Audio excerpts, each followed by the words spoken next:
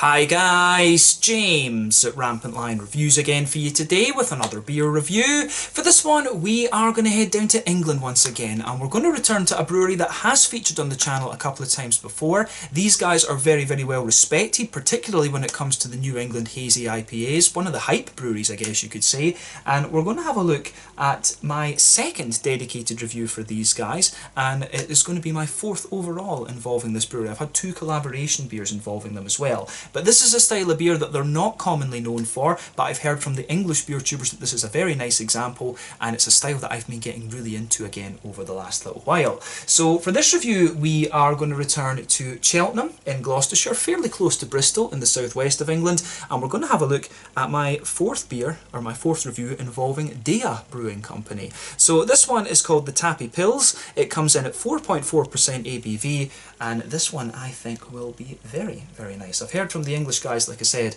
that this is a very nice example of a Pilsner beer. So fingers crossed it turns out to be a good one, and as always I hope that you guys enjoy my take on this beer, and definitely nice to return to Deya again after quite a little while. The last review that I did from these guys was the Invoice Me for the Microphone, which was a New England Hazy IPA, very kindly given to me by my good friend Adam at Mersey Beers in Liverpool. So yeah, massive shout out to Adam once again for that, and like I say, very much looking forward to this one. I have been going through a little bit of a lager phase here on the channel over the last little while, so yeah, this I think will be awesome. So let's see how we get on then. As always with my reviews, I'll tell you a little bit about the brewery before we taste the beer. If you want to get straight to the tasting, just fast forward. All the usual links are in the video description below. That's the brewery website, the link to my other reviews that I've done from Deya Brewing Company before, and you will no doubt see more added to that list in the fairly near future. There's all the usual social media down there. If you want to see more reviews, do please consider subscribing to the channel. The whole channel of course has a geography based tagging system, so you can go into the homepage and search for beer based on country, city, state, county, province, prefecture, whatever it is you're interested in. Do check out the playlists of beers from different countries. There is one there for all the English beers that I've reviewed for you. That's being added to quite regularly these days because, well, I am at home in Scotland in the motherland and trying a good few English beers while I'm here, and we do seem to get a fairly regular supply of English beers over in Sweden these days. But yeah, check out that list, and as always please do get in touch and let me know some of the other beers and breweries that you guys would like to see me review. It's always great to hear from you guys that are watching the videos, and the support that you show the channel is hugely appreciated. So anyway, on to my brewery notes then, to tell you a little bit about Deya Brewing Company. So as I've mentioned to you already, Deya Brewing Company is based in Cheltenham in Gloucestershire in the southwest of England, and it was founded back in 2015 by Theo Frame. So he was introduced to craft beer by his dad, who brought back some beers from America, and then he decided that he wanted to brew beer for himself. So he got some work experience at Threakston's Brewery, who are quite a well-known traditional brewery actually down in England, and then he later enrolled in the Heriot Watt Brewing and Distilling programme through in Edinburgh. Produced quite a lot of good brewers, that programme I have to say. But after this he worked for a while at 5 Points Brewing in Hackney, down in London. I reviewed a couple of beers from Dugas Brewery involving them recently, but then he also worked over at Odell's Brewery in Colorado in America as well. One of the first Colorado breweries to make it over here to Europe actually. But he wanted to start up his own brewery, and initially he was gypsy brewing at a few other breweries in the Cheltenham area. But he later bought a brew kit from Harbour Brewing Company down in Cornwall. He secured a premises which they opened up in 2016, and over the years they continually expanded this brewery, and by 2019 they'd scaled up to 3,500 hectolitres or 350,000 litres of beer per year. These days though, they're equipped with a 34 BBL brewing system, and they've recently rented out the 2 units next to their premises, and they're planning to expand up to 30,000 hectolitres yearly capacity over the next 10 years. They've got a large tap room on site as well, which they say has really helped them drive their growth over the last few years, and yeah, they are doing very well for themselves these days. Hopefully when I go down to visit Harry of Blue Nose Beer Reviews, hopefully we can take a little drive up to Deya, maybe do a brewery interview and do a little bit in the tap room and things. That's something that I would really like to do actually. But the brewery itself is named after a village in Mallorca, and as of January 2021, when I'm filming this review, these guys have produced over 110 different types of beer, and the current head brewer is Gareth Moore. So yeah, that's all I can really tell you about Deya Brewing Company for the moment. These guys, as I say, very, very well respected when it comes to the New England hazy style IPAs, and hopefully I can have one or two more of those for you to review on the channel quite soon. I'd love to try a West Coast IPA from these guys, and I think they've done a few stouts and stuff like that as well, but it's quite rare to find a beer from these guys that is not a New England IPA. At least that's my impression. Correct me on that in the comments section below if I'm wrong. But yeah, like I said at the start, this is a 4.4% Pilsner. And I think, I'm sure Adam at Mersey Beers, he's got a ridiculous knowledge of these beers. He, I think, told me that the first one that they did, the first version of this that they did was pretty good, but apparently this one is even better. So I think this is one of the first lager beers that they've ever produced, actually. So this should be pretty damn good. As I say, quite rare to find a non-hazy IPA type beer from these guys, as far as I'm led to understand. But yeah, as I say, that's all I can really tell you about Deya Brewing Company for the moment. If you want to learn more about these guys, you can check out the brewery website. You can follow them on Facebook and Instagram to keep up to date with all the latest goings on, and you can of course check out the Rate Beer, Untappd and Beer Advocate pages to learn more about all the different beers that these guys have done. So yeah, let's get on and actually have a taste of this beer then. So I'll just let you have a little look at the artwork of this one before we open it up. This can, by the way, if you're wondering why it looks a little bit taller, it is because it is a 500ml, half-litre can, proper measurements, good for a German, or I guess we should say Czech style beer, because the Pilsner is originally from the Czech Republic, or the Austro-Hungarian Empire as it was at the time, the city of Pilsen. But yeah, this one comes in at 4.4% ABV, and it's hopped with Sapphire and Hersbrucker hops. Hersbrucker, of course, come from Hallertau. I'm not sure whether Sapphire is a Hallertau or a Tettnanger hop. Tettnang, of course, is in Baden-Württemberg, whereas Hallertau is in Bavaria. But Sapphire, from what I remember, is a slightly higher alpha acid. I think it's about 6% alpha acid, if I remember rightly. It's a slightly higher and more spicy version of a noble hop, whereas Hersbrucker, you know, Hersbrucker is quite a well-known Hallertau hop. But yeah, 4.4% Pilsner beer. This one, the same percentage as Pilsner Urquell, which is the original Pilsner beer, if you like, or Pilsensky Prastroy, as the Czechs call it. This beer style, of course, originated in the city of Pilsen, or Pilsner, as the Germans called it. And that was, you know, it was in that time part of the Austro-Hungarian Empire. The beer style, I believe, was brewed by a Bavarian brewer who only stayed with what is now the Pilsner Urquell brewery for 2 years. He wasn't a very nice man. He either died or he was fired, I can't remember. But then, ever since then, this beer style has become synonymous with the Czech city of Pilsen, and I've been there, and it is very nice, and I would recommend that you check it out. I do want to go back there at some stage. But yeah, lovely looking can, this one, I have to say. I do like the artwork on this. It's got the kind of almost German style shield on this, but it looks very, very nice. But yeah, lager beer, Pilsner, 4.4% ABV, half-litre can. Let's get this guy out and we'll get on with the tasting. It says, Tappy Pils, our house lager, a crisp hoppy lager with beautiful snappy noble hop character and a long bitter finish. Enjoy. Yeah, this should be pretty damn nice. Let's get it out. But yeah, as I've told you before, lager beers, been getting really into these guys over the last little while. There's some really, really nice examples of these, especially over in Sweden. At the moment, I think these lager beers I've been getting really, really into again over the last little while. Yeah, one of my favourites has to be the Skånsk Lager from Höli Brewery in Malmö, just close to where I'm living in Lund over in Sweden. So this is why I love trying lager beers from different breweries. But this looks very, very nice. I'm very curious to see whether this is going to be more. It's got German hops in it, but I wonder if the malt base will be a little bit more kind of crisp and dry like the German Pilsners, or a little bit smoother like the Czech ones actually. But straight away on the pour, as you can see, this one's poured a lovely kind of pale golden straw colour. If we shine the light through it, this beer does have a little bit of natural haze to it, which is nice. That is more common in the Czech Pilsners, I should say.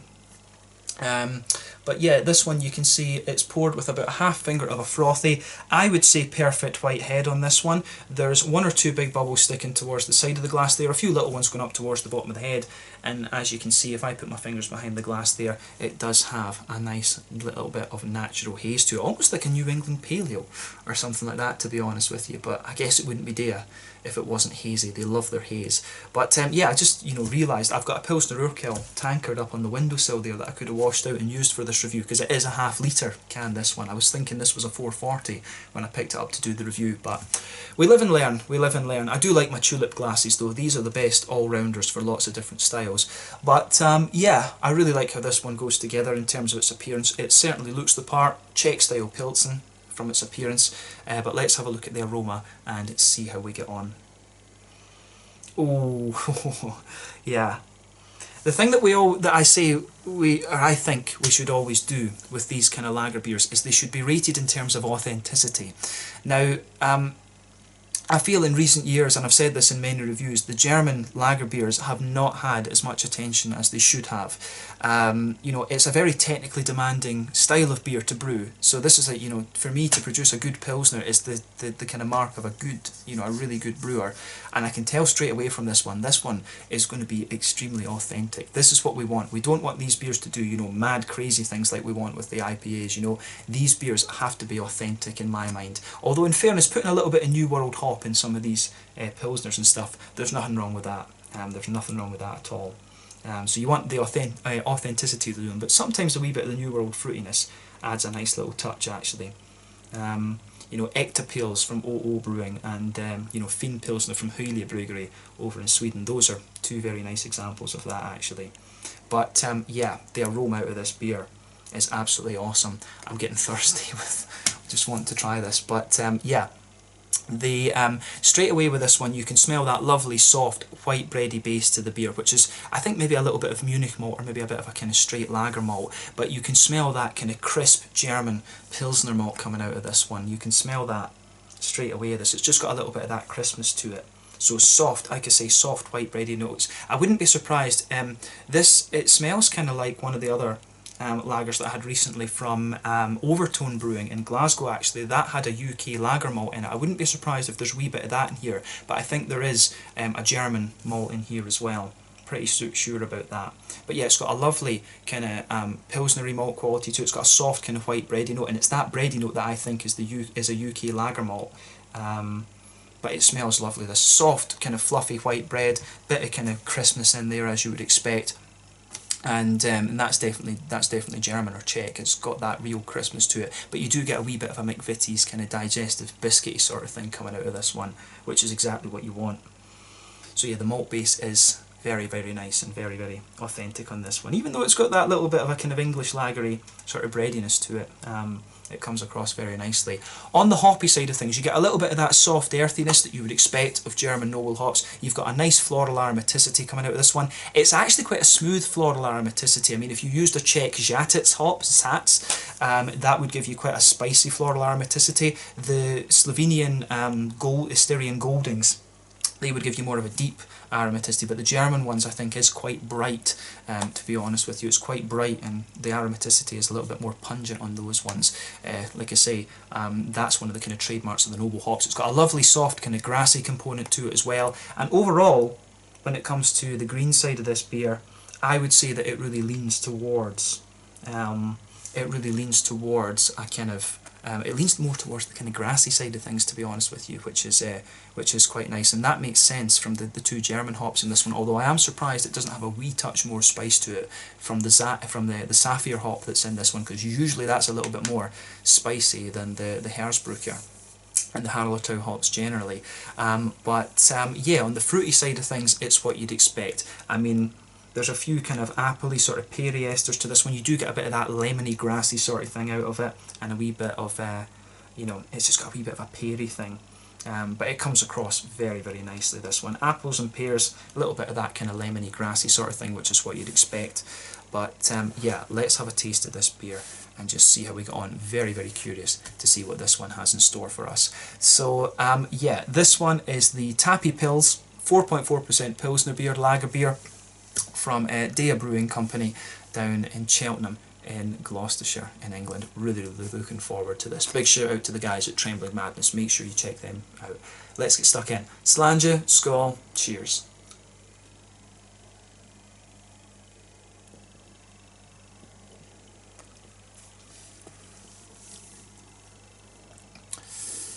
Yeah, that's really pretty damn nice actually. Yeah, I need another gulp of that.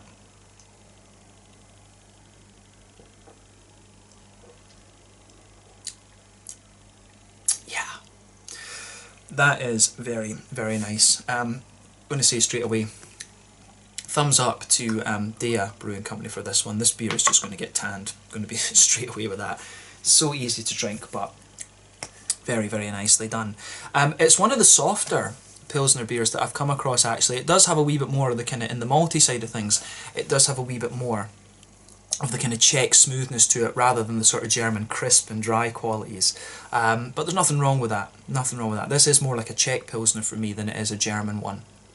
Because it's smooth in a lot of ways. This is a very smooth and quite soft lager beer, but it's very, very nice to drink, this one. So thumbs up to Deya Brewing Company for this. It's lovely. Really, really well done.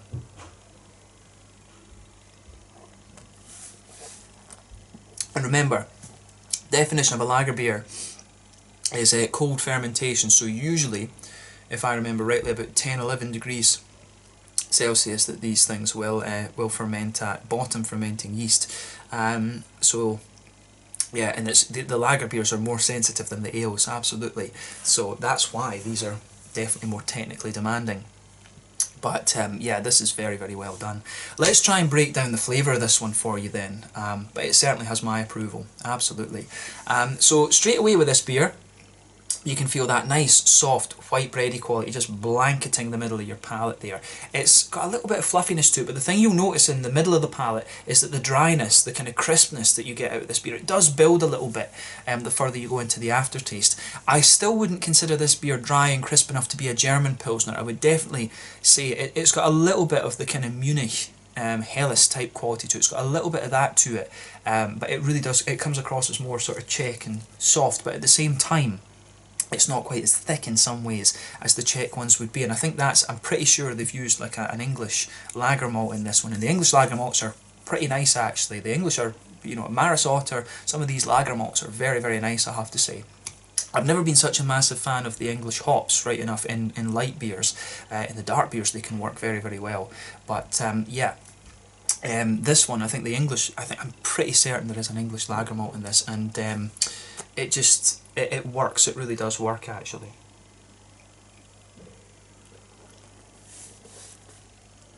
So yeah, like I said with this one, the soft breadiness that's there, that forms the backbone of the beer. It sits there in the middle third of your palate, then it pushes a little bit further back. You get a little bit more of the Pilsner crispness on the back third of your palate, and you can feel that in that border region, in the between the middle and back third of your palate, there really is a little bit of that crispness there. So that's what makes me think there is a wee bit of it. I think there's a bit of German Pilsner malt in this one. I'm pretty sure that there is a German malt in here as well, but I think the backbone of this beer is an English lager malt, pretty sure about that. But yeah, it works very, very well. So a little bit drier on the back third of your palate, really Pilsnery and crisp in that middle, in that border region there. Then you've got that soft white kind of bready character in the middle third of your palate. Then, like I say, it does dry up a little bit in the middle of your palate, but it also sweetens up in a way as well. In the middle, very middle part of your palate, there's almost like a circle there, and it's like McVitie's digestive biscuits. So you've got a wee bit of crispness coming out of this one. You've definitely got a little bit of definitely got a little bit of a minty kind of crispness coming out of the, not a minty kind of crispness, that doesn't make sense. You've definitely got a wee bit of a biscuity, brain not working, you've definitely got a little bit of that McVitie's digestive crispness coming out of this one, which is really quite nice. Yeah, I don't know where I got minty from, brain must be wandering, but yeah, I think it's this one, the little bit of McVitie's digestive that you get in the middle of your palate there is quite nice, but I would say it's quite minimal. The further you go into the aftertaste, the more that kind of slightly biscuity character just fades away a little bit. But yeah, the malty side of this beer is done nicely. It's got just the nice level of breadiness to it, and it's just got a nice level of crispness to it as well. Very well balanced. On the hoppy side of things then, back corners of the palate, there's definitely a little touch of that soft earthiness there that you'd expect to these German noble hops. As you move further forward, a little touch herbal, and as you reach the kind of front corners of the palate, it's definitely got quite a nice bright floral aromaticity to it, and that, as I say, will be both the Herzbrucher and the Saphir that's in this one. That they will both brighten up that floral aromaticity. It doesn't have any spiciness to it. It is just quite a deep resonating almost floral aromaticity. But round the front curve of the palate, it's got a little bit of a lighter grassiness to it, which is nice. And I would say overall that when it comes to the flavour and the green component, definitely the floral side of things is showing a lot more than it did in the aroma. That dominates a little bit more than the grassy side of things, to be honest with you. But yeah, let's look at the fruity side of the beer.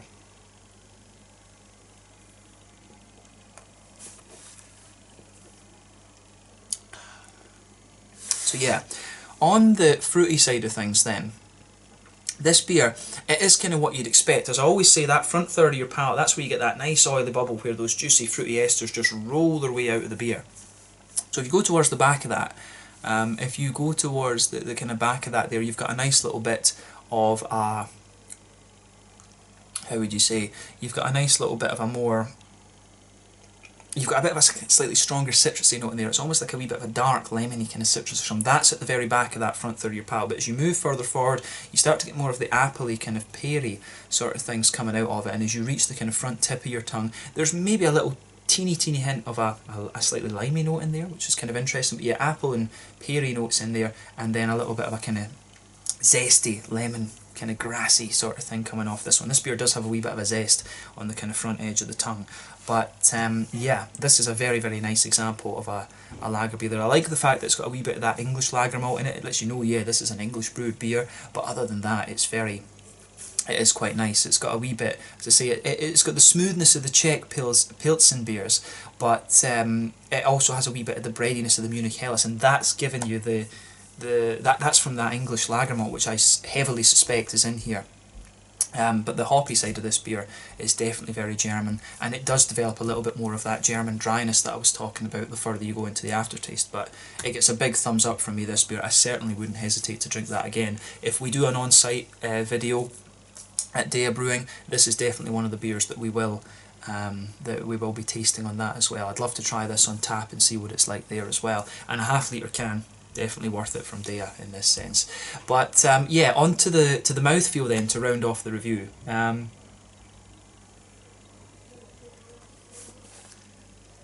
You know, I would say that this beer, it is nice and light-bodied. The carbonation's got a nice level of crispness to it, definitely. It's got a little bit of a bite to it, which is great. You've also got some really nice, how do you say, you've got a nice little bit of bite to it, which is nice. You know, this beer, it's, I would say, yeah, light-bodied, very crisp.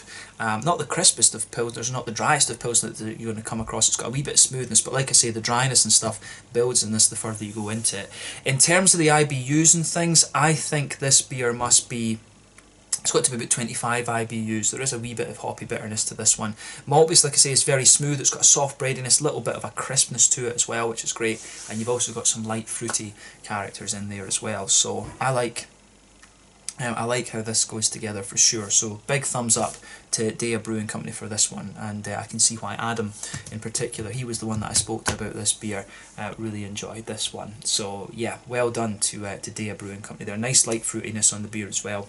That's exactly what you want. This is solid beer. And I think in terms of the pilsners, like I say, it's got a bit of it does develop a bit more of that German crispness and dryness later on. It's got a wee bit of the softness of the Czech beers, but the Czech Pilsen, but it's not quite as thick, I think, as some of those. And I do suspect an English lager malt in this. I think that sums the beer up quite nicely, but very nicely done, and thumbs up to Deya Brewing Company, as I said. So yeah, let's leave it at that for this one. This one was the Tappy Pils, 4.4% ABV, from Deya Brewing Company in Cheltenham in Gloucestershire in England. Lovely example of the style, and I do hope to try a few more English lager beers over the next little while. I really want to get a hold of some stuff from Utopian Brewery at some stage. I know they're doing a lot of German style beers with the English hops and malts and things like that. So yeah, that's definitely something that I would like to look into at a later stage. But yeah, if you do want lager beers, Donzoko Brewing from Hartlepool in the northeast are also worth checking out as well. But yeah, this was an awesome beer. And it's always nice to return to Deya. I will say about doing another IPA from these guys fairly soon. If we can get something dark from these guys too, that would be great. But yeah, this was a nice beer to do for my second dedicated review to them. I hope you guys have enjoyed it. Let me know your own thoughts on this beer in the comment section below. Let me know what your favourite beers are from Deya Brewing Company as well. We will return to them at some stage soon, and yeah, hope you guys enjoyed this one. Check out my friends in the English beer tubing scene, Craig at Kent Beer Reviews, Beardy Brett, we've got Jaco, Harry at Blue Nose Beer Reviews, Peter the Clueless Drinker, Adam at Mersey Beers, Stuart Pickard, Chinton's Real Ale Trail, Rob Hopscene, Christophe at Ale Degustations, and then we've got Greg at Bullman's Beer Reviews as well. So make sure you go and check out all of those guys, actually, all very, very nice guys, and you're probably going to see them review the Deya beers a little bit more regularly than me. But yeah, let's leave it at that. Thank you again for watching. Check out my social media, check out Deya Brewing Company, have a go at the Tappy pills if you get the chance. This one is pretty damn good. Slàinte, skull, cheers, and catch you guys very soon.